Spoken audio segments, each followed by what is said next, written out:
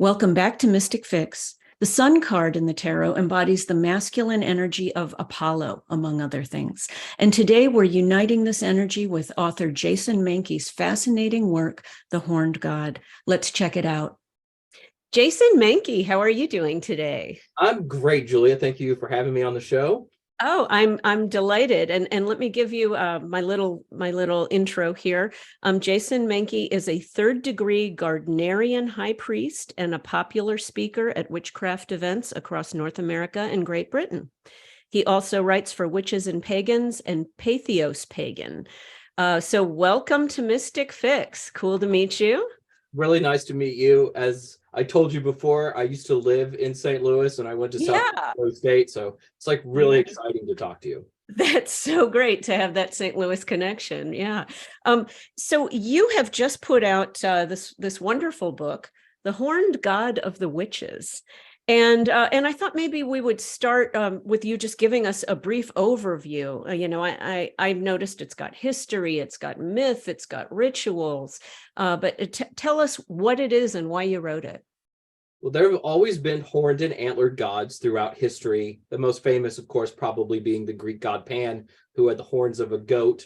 And then during the late Middle Ages, early modern period, you had the witch trials, and witches were always accused of worshiping Satan. Oftentimes that figure had horns on his head.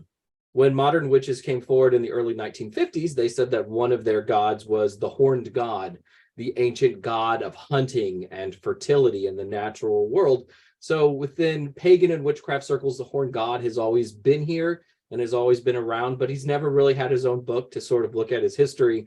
And that's what I tried to do with mine. And so you're saying that the horned god actually has many names, right? This is not just Pan or some of the others. I don't know. It can be really confusing. It can be a title for particular deities like Pan. And then there's also sort of this idea of a bigger horned god, perhaps encompassing many different deities. And people just say, hey, I worship the horned god, or I honor the horned god. And then there are others who say, well, I honor the Gaulish god Cernunnos, who is an antlered deity from France. Yeah. Okay. And so how did you go about researching and presenting this deity in your book? I felt the call of the horn god in the mid 1990s, and I got very interested in it. And I decided I would start reading all the mythology about horn gods and looking into the history of the horn god. And I started doing workshops on the topic, really like lectures. It's not like it's hands-on where you do a bunch of stuff, but I would talk about the history of the horn god beginning in the late 90s. So I'd been researching this for a very, very long time. And I started writing for Llewellyn Worldwide. I think The Horned God of the Witches is my 7th book for them. So they were comfortable with me as a writer. For most of their history, all of their books have really been about goddesses. So having a book about a horned god was sort of a departure for them, but they trusted me to do it. And so I got to do that. But it's been an ongoing quest to learn as much as possible over the last 5 years. Yeah, I wish I found you a few weeks ago. I'm aligning all of my episodes with a tarot card, and ideally you would have fit best with the devil, who of course has those horns. But I'm actually aligning you with the sun card. And the reason being because the sun has a lot of masculine energy. You know, you think of like the god Apollo and all of the ancients, they identified usually the sun as masculine and the moon as feminine and goddess energy. And I thought that would be kind of an interesting way, as well as the sun card has the brick wall behind it, which is using all the elements. And there's just this idea of nature and sort of almost an innocent childishness and animal nature, animal joy. So it sort of felt right to me to put you with the sun card. I don't know how you feel about that. No, that's really great. So if you look at the history of Wiccan witchcraft, it's always sort of honored primarily a goddess and a god, the goddess associated with the moon, and then the god by default associated with the sun. And it's fine, I think, for horned gods to be like gods too. So yeah, that works completely. Yeah. So how do you think the horned god relates to that divine masculine idea? You know, sometimes I try to get away from the gender binary in this day and age. But just historically, the horned god was a deity often associated with hunting, which we often think of as a masculine pursuit. It's a god associated with wild places and the unknown, the primal forest kind of thing. And then Uh-huh. also fertility, kind of that wild, panicked sexuality. And I think that Right. coincides really well with the horned god. And especially too, when you think of like the male energy of the sun, I think that works with it too. Uh-huh. What kind of misconceptions and misunderstandings do you think are around the horned god? Because I think, any sort of fundamentalist Christian would look at this book and go, Satan, Right. Yeah.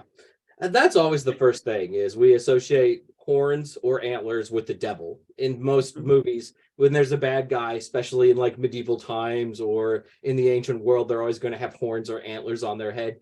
But at one point, horns and antlers were seen as really positive things.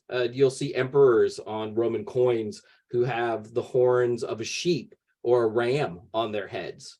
Uh-huh. There's a famous statue of Moses where he has horns on his head. It's it's there because it's a mistranslation of something, but it's still there. So I mean, horns Interesting. were not always associated with diabolical things, and Yeah, it's always the yeah. biggest misconception.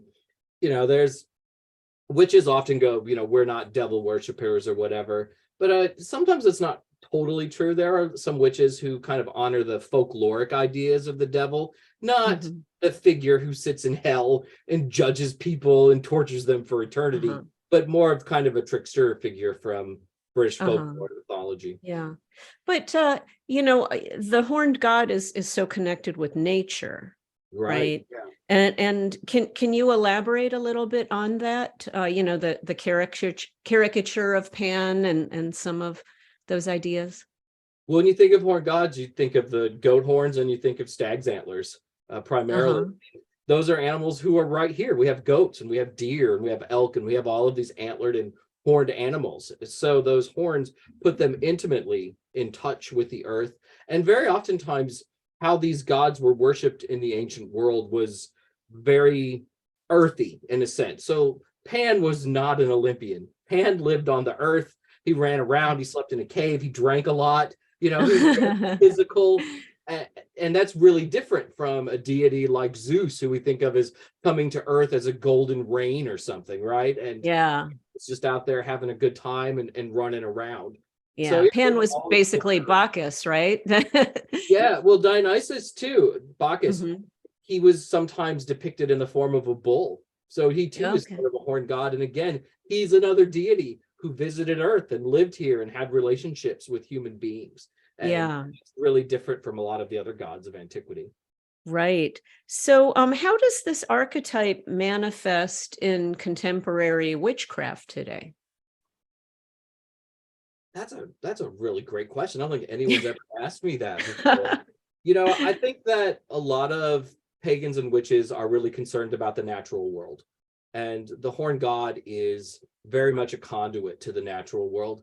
A lot of how we talk about the horned god and gods like Pan in modern magical spaces has a lot to do with English poetry from the 19th century. When people became disconnected from the countryside, they were looking for a vehicle to put them in touch with rural spaces and green pastures and fields and things, and they chose Pan for whatever reason. And I think we still do that today. We're looking for a way to connect with the natural world, and we see this deity who has the horns of the natural world, sometimes Pan, especially goat legs and stuff, running around the planet. And Hmm. that's how we connect, and Yeah, that's how we get closer. I have a personal interest in it because I'm a scholar of the poet Sylvia Plath, and I have a book coming out next year, The Occult Sylvia Plath. And Plath and her husband Ted Hughes periodically conjured Pan on the Ouija board. Yeah. Pan would show up all the time and torment them in various ways. It's really fascinating. Like from 1820 to 1920, Pan is the most written about deity in all of English literature. And before that, he Hmm. had very much been an afterthought. But if you were a novelist or a poet, you were almost required by law, it felt like, to write about Pan in some way. Why do you think? What's the attraction? Well, I think there was a lot of change going on in the world at that time. So you Mhm. had this shift from an agricultural rural society where 80% of people lived to a very industrial society. Within 100 years, you had this 80-20 shift. So it's very big. And, don't have any problem with Jesus, but Jesus is not necessarily the best way to connect to the natural world. So people were looking for an alternative to that. Sure. And they found Pan for whatever reason, because when I think of gods of the English countryside, the Greek god Pan is the first thing that comes to mind. But every popular poet wrote about him, and it just sort of spread from there. That's true. Yeah. Can you share any personal insight or experience, that has deepened your connection to this horned god idea? Well, I think he makes his presence known to you when he wants you to know him. And I remember when I was first encountering the god Pan, it was this very insistent kind of knocking in my brain. He wanted me to say his name. And I remember the moment that I said his name, I felt like kind of this power and this energy wash over me. And it changed me, because I was for a very long time kind of shy and reserved. And I felt a lot of confidence when I said his name out loud, and I felt this power come over to me. And then, with the rituals that we do, the horned god is a very frequent visitor, and we can feel his presence. And that presence, again, is a power that connects us to the natural world. Depending on the time of year, especially in the spring, it might make us a bit flirtatious, because I can feel that sort of sexual energy coming through. He's a very real presence in the lives of my wife and I, and the people that we do magical things with.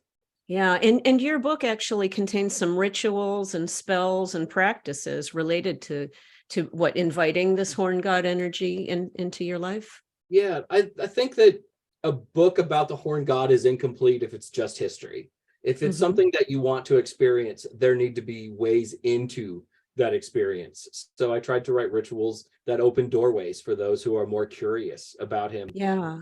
Those are some of the things I'm proudest in the book. I feel like I'm a pretty decent ritual writer, and I think it comes.